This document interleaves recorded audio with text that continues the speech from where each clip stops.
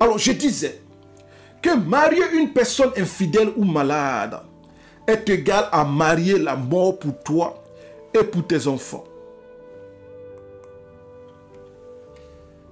De même que marier une personne violente, mais est aussi égal à réduire ta durée de vie sur terre.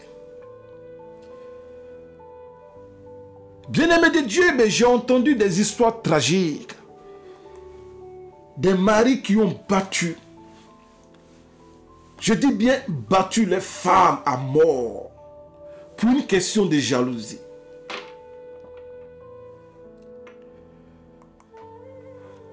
J'ai pareillement entendu des histoires des maris qui ont commis le suicide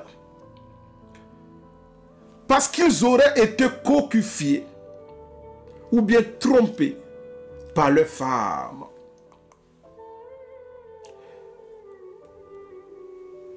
Puis, j'ai entendu des histoires de maris qui ont tué à la fois les femmes et les enfants dans leur colère avant de se donner eux-mêmes la mort. Et pourquoi? Mais parce que après un test d'ADN, ils se sont rendus compte que non seulement madame a triché dans le foyer et que même les enfants du foyer ne sont pas leurs propres enfants. Plus loin, j'ai aussi entendu des histoires de femmes qui ont poignardé leur mari à mort après une simple querelle conjugale.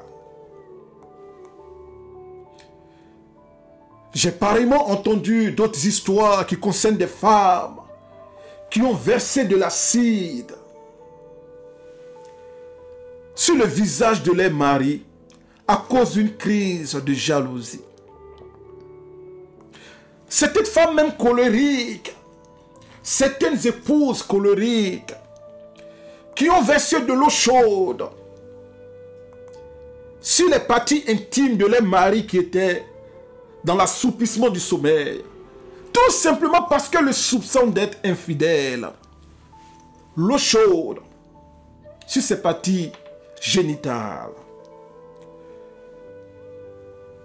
Des femmes même de dissolution qui ont empoisonné ou bien envoûté mystiquement les pauvres enfants innocents conçus hors foyer à cause d'une guerre d'héritage, de compétition ou de jalousie. À présent, 10e réalité. Marier une personne mal divorcée. Je vais parler du remariage. Alors, marier une personne mal divorcée est égal à choisir la vie éternelle au paradis ou bien la mort éternelle, malheureusement, dans les flammes horribles de la guéhenne. Je m'explique. Bien-aimés en Christ, la sainte parole de Dieu nous avertit, et cela en Matthieu chapitre 5, versets 31 à 32. Que si tu maries une personne mal divorcée, tu commets sans le savoir toi-même automatiquement un adultère. On peut aller plus loin, car il faut véritablement s'éloigner des mauvais remariages. Alors disais-je, connais-tu le CV conjugal ou bien matrimonial de la personne avec laquelle tu veux te marier? Comme précédemment enseigné, j'entends même des artistes qui chantent. Quand quelqu'un laisse, quelqu'un prend. Mais j'aimerais corriger cette chanson pour dire, si quelqu'un laisse mal, celui qui prend, prend mal. et de facto se marie à une bombe à retardement qui va exploser au jour du jugement dernier. Quand quelqu'un laisse quelqu'un prendre, mais j'aimerais corriger pour dire aussi, si quelqu'un laisse mal, celui qui prend non seulement prend mal, mais se marie automatiquement à un péché, c'est-à-dire le péché d'adultère lui-même, qui en effet, selon la sainte parole de Dieu, en 1 Corinthiens chapitre 6, versets 9 à 10, dit, « Ne savez-vous pas que les injustes n'hériteront point le royaume de Dieu? Ne vous y trompez pas. Ni les impudiques, ni les adultères n'hériteront le royaume de Dieu. »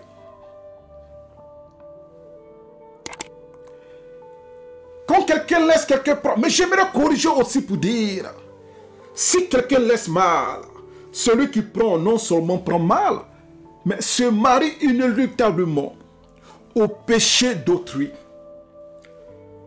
C'est-à-dire quelqu'un a mal laissé et toi tu viens mal prendre. Et du coup tu participes au péché d'autrui qui, à la lumière de 1 Timothée chapitre 5, verset 22, est un péché. Puisque la Bible dit quoi? En 1 Timothée 5, 22, ne participe pas au péché d'autrui. Toi-même, conserve-toi pur. Voilà pourquoi je repose encore une fois la question brûlante de savoir, connais-tu le passé conjugal de la personne que tu veux épouser? Puisque comme précédemment cité en Matthieu chapitre 5, versets 31 à 32, la Bible est très claire que il a été dit que celui qui repudie sa femme lui donne une lettre de divorce. À présent, le Seigneur Jésus-Christ nous parle. Mais moi, je vous dis que celui qui repudie sa femme, sauf pour cause d'infidélité, l'expose à devenir adultère. Et que celui qui épouse une femme repudiée commet un adultère. Matthieu chapitre 5, 31 à 32.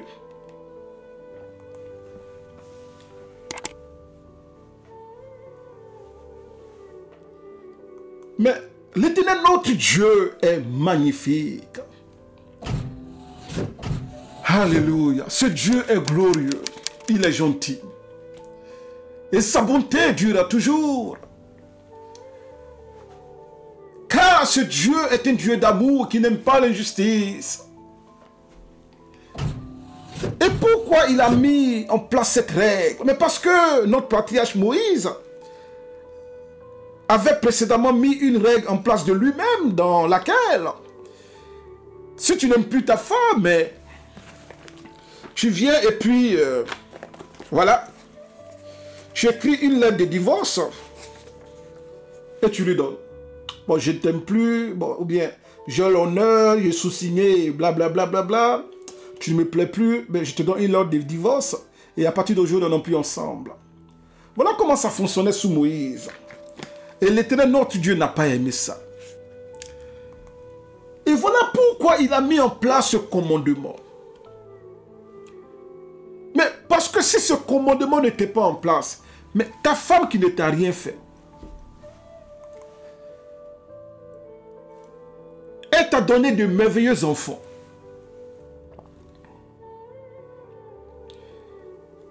Elle n'a plus la poitrine ferme comme avant.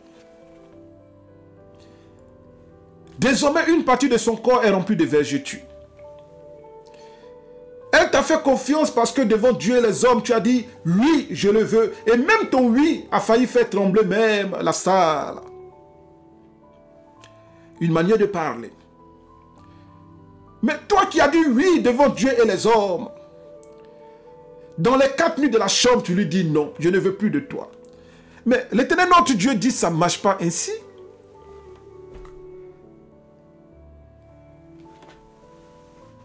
Si tu regardes ton épouse et que tu lui dises je ne t'aime plus, Dieu te dit mais c'est ton problème. Si tu veux, dans ta dissolution, tu ne veux pas la toucher, c'est toi qui vois. Ce qui est encore un péché parce que la Bible nous dit, mais ne vous privez pas l'un de l'autre. Car le mari n'a pas autorité sur son corps, mais sa femme. De même, la femme n'a pas autorité sur son corps, mais le mari. Alors, si tu décides de ne rien avoir avec elle, c'est ton problème. Mais ne la repudie point. Parce que quand tu la repudies, le fait d'être sorti de ta maison, devant Dieu ne veut pas dire qu'elle est sortie de ta vie. Dieu te considère toujours marié à cette femme. De sorte que celui qui couche avec cette femme, maintenant commet un adultère. Parce que cette femme, devant Dieu, est toujours attachée à toi. Et si toi, pareillement, tu vas marier une autre femme, tu commets un adultère. En d'autres termes, comme on le dit couramment, c'est collé et serré. Peu importe vos caprices. Et voilà pourquoi ce verset de Matthieu chapitre 5 commence au verset 31 comme suit. Il a été dit que celui qui repudie sa femme lui donne une lettre de divorce. Mais qui a dit cela? Qui a dit cela? Est-ce l'Éternel? Non. C'est Moïse qui a dit cela. Ceux qui prennent la loi de Moïse comme parole contente pour parler de goûter, voir, qui citent des versets de l'ancienne alliance à la volée. Mais sachez qu'il y a des paroles qui ont été introduites par Moïse lui-même et non par l'Éternel, et cela par émotion. Quelqu'un peut me dire, mais est-ce que tu peux justifier cela? Mais pour cela, nous pouvons lire Matthieu chapitre 19 au verset 8. Et la Bible dit, c'est à cause de la dureté de vos cœurs, ou bien de votre cœur, que Moïse vous a permis de repudier vos femmes. Au commencement, il n'en était pas ainsi. Alors, Matthieu 19, 8 dit bien, c'est à cause de la dureté de votre cœur que Moïse, pas Dieu, que Moïse vous a permis de repudier vos femmes. Le goûter voir. Tu prends une femme, tu abuses d'elle sexuellement, tu fais sortir des enfants de son corps. Et après tu dis, non mais Moïse a dit, si tu n'aimes pas ta femme, bah, tiens, chérie, je t'aime plus. Dieu dit, ça n'a jamais été sa volonté, le goûter voir. Voilà pourquoi notre Seigneur de gloire Jésus-Christ de Nazareth met à présent les pendules à l'heure. Et cela dans le même passage de Matthieu chapitre 19. Et on peut aller de 8 à 9 en ces termes. Il leur répondit, c'est à cause de la dureté de votre cœur que Moïse vous a permis de repudier vos femmes. Au commencement, mais il n'en était pas ainsi. Et à présent, le verset 9. Mais je vous dis que celui qui repudie sa femme, sauf pour infidélité, et qui en épouse une autre, commet un adultère. Celui qui repudie sa femme, sauf pour cause d'infidélité, c'est-à-dire tant qu'elle ne t'a pas été infidèle, et tu vas en épouser une autre, tu commets un adultère. Voilà pourquoi je pose encore la question brûlante de savoir, est-ce que tu connais le CV matrimonial de la personne avec laquelle tu veux te marier? Parce que si tu prends une personne qui a été, ou bien qui a contracté un mauvais divorce, qui n'a pas été basé sur l'infidélité, et que tu te maries avec cette personne, la Bible est très claire, que tu commets toi-même un adultère. Alors, nous allons passer à la 11e réalité sur le mariage. 11e réalité. Mon frère ou ma soeur, sache-le.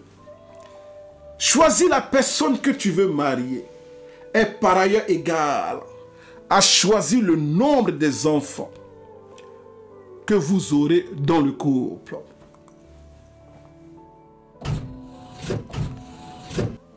Pourquoi je le dis? Mais c'est parce que malheureusement, la stérilité féminine comme masculine est malheureusement une triste réalité. Voilà pourquoi question. Avant de penser au mariage, as-tu pensé à faire un test de fécondité avant de te marier?